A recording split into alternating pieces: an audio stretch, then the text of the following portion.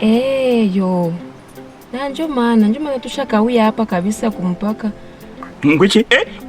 Shofe, umva, reka mvemo, umva.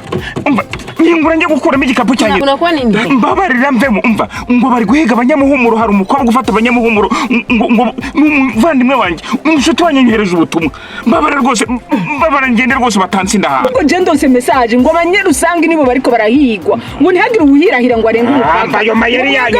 Abanyamuhumuro mayeri yanyu basi. Ubwo rero urumve ayo mayeri yanyu urashaka kugira ngo nge hari abanyice, uvuga ngo abanyamuhumuro nabo bari guhiga. Twebwe nitwe turi mukaga none uri kurambwira ngo je ndikoda gutegeka.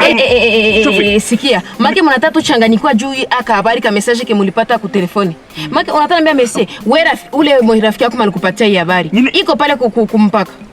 Nyine navuze ko nyine ari umuntu wabimubwiye nyine ngo yabyumvise. Mama nawe, eske bwanako alikuwa pale? Oya, ntari kumupaka ariko urumva abikuye muri group ya WhatsApp. Kandi nuwayirungitse ngo ntawazi. Si yue gisi mutesa tu anguka mu mutego hivi. Nyie mnakamata habari mnifaa kweli. Kisha kama ni habari yateza tuma ya kubaletea boga na kutuma inabachanisha, msisikilizane. Musikie sana ilikuwa ku telefoni. Nilikuwa naongea na mtu mwenye anatumika hapa kudwani. Ananiambia sema ni kura yenyewe ilikuwa ilienda ndio maana vitu vikasimama. Lakini hivi saa hii vitu viko sawa nani mpaka tena watu biko barafika ku frontier. Ivyo byose ni kubera umuyaga nkuba. Urazi kandi ibintu nagira ngira. Ubu nagira ndungike message ibuza abari nyuma kuza. Ibaze ko nagira ngira kwize nanje bihoha nk'abandi bose.